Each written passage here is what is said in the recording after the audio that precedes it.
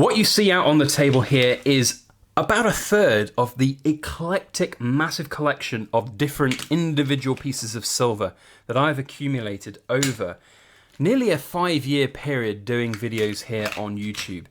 It's got to be a little bit of a problem, a good problem, I will add very quickly. I don't really know what to do with all of this stuff. I can't even tell you what I've paid for most of this stuff. Is it a collection? Is it an investment? Is it just a curiosity to showcase everything here on YouTube? Lots of different questions to ask and answer. So let's crack on with today's episode of Refocus Friday.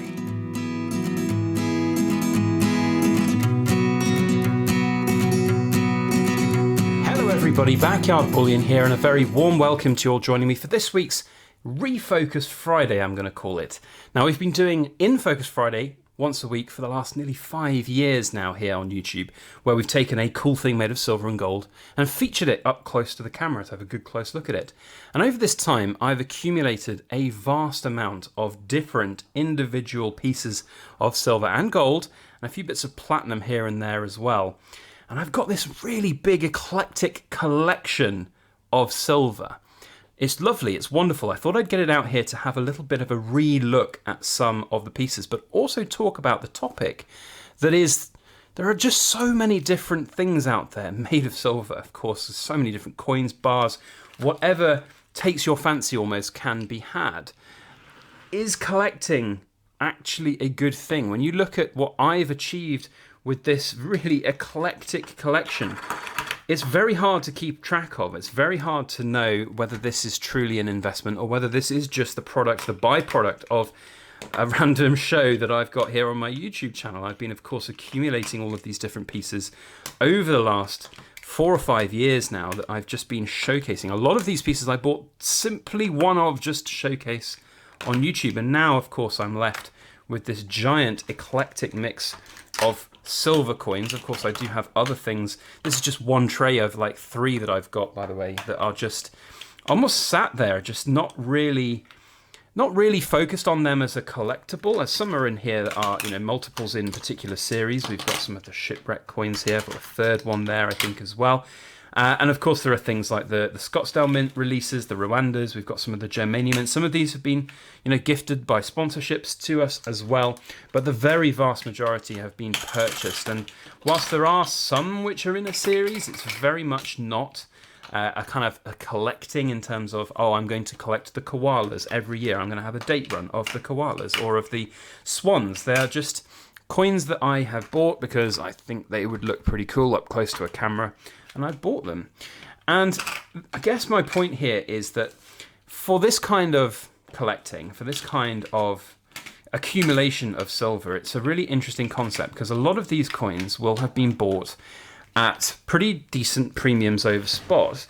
And what I mean by that is that I would have paid more for these than I would have done for a lot of the bullion grade silver that I could potentially have bought, or potentially now all of this stuff, the vast majority anyway, there's a few in here, are not capital gains exempt. And of course we've seen some pretty big, rolling around everywhere, pretty big rises in silver price over the last couple of years. So the question in my mind suddenly becomes, is this just a curiosity collection? Is this just an accumulation of a bunch of different items? Or are all of these individual coins in here things that I'm going to have to try and work out where and how to sell? And you can see here the problem I'm facing almost, and it's a first world problem, let's be completely frank here.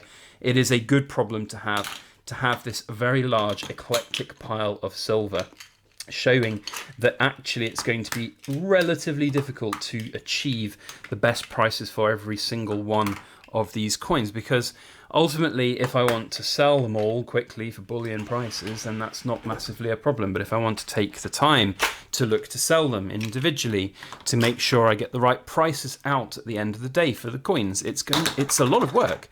Let me tell you another quick thing as well. I have absolutely no clue to the pennies and pence what I paid for any single one of these coins. If you picked out any single one of these right now, we can't even get any more out on the table. Some of these, like the Facebook Silver Stackers group, which I forgot that the wrong way around. The UK Silver Stackers group here. This is one of the dragon coins, one of the very first coins series, inverted commas, that I wanted to start collecting back in 2016. Don't know what's happened to that group. I haven't followed that group for, since 4 or 5 years now. Their coins are very nice. I decided, well, they're rounds. They're not technically coins. They've got a lovely dragon on the other side. I just decided not to buy them. Goodness knows what they're worth, if they're worth anything right now. Couldn't tell you for love nor money what I paid for them. I would say it was around about the £25 an ounce mark, something like that.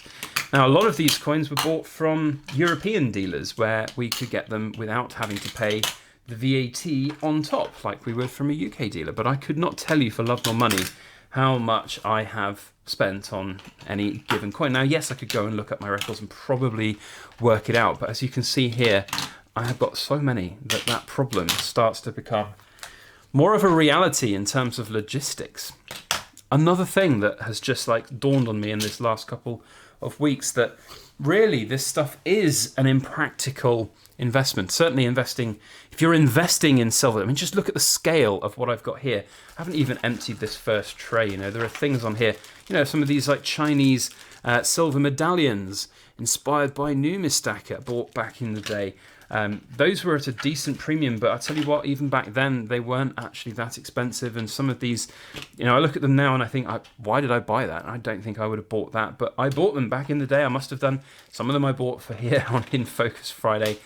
Some of them were maybe a bit of a flight of fancy, caught up in some of the hype, some of the, you know, oh, this is going to be a really good thing to buy type thing.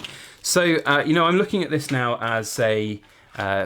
this is almost like a silent confession of my addiction to silver, or to content creation, I think more appropriately, because the vast majority, as I said, of these pieces here were bought specifically to showcase here on YouTube, to create content, and that was the goal, and that was absolutely fine. I have absolutely no regrets in any of that in this whole period that I've been collecting silver. There we go, that's the tray empty. So I don't have a problem with it, but at the same time, there are probably a lot of people out there who are in similar situations when they really honestly look at, you know, what they've been accumulating over a long period of time. And this, you know, this represents one coin a week for 5 years. You know, that's 250 coins, that's 250 ounces. A lot of people forget that if you accumulate slowly over time, it can really add up quite quickly. And as an investment, is this a good tactic? Is this a good way to invest in silver? I'm going to argue 100% I think it is. You know, a lot of what we've got here on the table was bought for premium prices, and that is in of itself a slight barrier to it being an investment. But at the same time, right now, I can see all of these pieces on secondhand markets going for decent prices, having this eclectic mix. Let's be quite frank. The vast majority of the things that are out here on the table, you will not be able to find readily available, or available hardly at all. A lot of these mints, a lot of the coins that come out from a lot of the mints that produce what we see here on the table, they will be produced, they will then be forgotten about, they will be, you're moved on from them. But there will still be people who will be interested in them. People will still buy them. People will still be wanting to get hold of beautiful pieces of silver with very, very nice designs and unique designs. And they will come up on secondary markets and they will do very well. And that is one of the really good things about older school premium pieces of silver. Now, it's not all happy days, though, because that, as I've said, takes an awful lot of work, energy, and effort. And one of the potential avenues that I've always thought about for selling stuff like this, which is individual single pieces of silver rather than big tubes or bars, giant bars that you're going to go and send. Oh, I remember this lovely piece. In fact, I bought this off eBay, which is going to be my next point. So a lot of what I had always envisaged, things like this, that I would eventually start selling these on eBay. You know, I thought, well, I'll buy a bunch of these to feature on the YouTube channel and then I'll slowly sell them over time on eBay. I never got around to it, and that was fine. Part of it was I wanted to just keep accumulating silver, and a lot of it was like, well, you know, I've got it now, I might as well keep it. There's no real point. I've got the funds to continue buying new bits to feature. That's fine as well. So for me, it was always just, yeah, well, I'll continue on as usual buying the coins to feature. eBay now is an interesting topic, one that I think I'll start a whole new video on at some point, and how it's pretty much a no-go at the moment for any self-reputable silver seller. Maybe if you're a big business, okay. I mean, look, you've got this horrible milking all around this one. I haven't seen this for a while. That's another thing to talk about, that a lot of these probably do have issues, milk spots and stuff. They've not necessarily been stored in as perfect a condition as they could be. Yes, a lot of them are in capsules, but they've not been stored anywhere other than just a drawer in my room here. So it's not very easy to keep them airtight and secure. So yes, in terms of collecting, 100%. I think this is a wonderful way to collect eclectically, getting a whole bunch of different individual pieces, getting as many different things as possible is a wonderful thing to do. We've got a big dent on the Queen's, under the Queen's chin on this one. I think we have, you know, look at that. So you can see some of these are not perfect by any stretch. So going through all of this, is it a collection? Is it an investment? Is it a little bit of both? Let me know your thoughts down in the comment section. There are some absolutely stunning pieces in here for sure. And I don't have any plans to sell any of this stuff anytime soon. But I did want to get it all out to show you guys. I think my main point here is that over a slow period of time, you can accumulate an awful lot of junk. And any junk, of course, made of silver is good junk, and it's a good problem to have all of this eclectic silver that I don't really know what to do with. So with all that said, let me know your thoughts down in the comment section. Hit the thumbs up if you have enjoyed this video. I just want to part with a quick message for this series of In Focus Friday. One of the reasons why I'm making this particular video is that we don't have a massive influx at the moment of brand new pieces of silver to showcase new designs and things like that. It's partly my hesitance to buy brand new bits of silver at high premiums, lots of pounds, pennies and pence over spot price.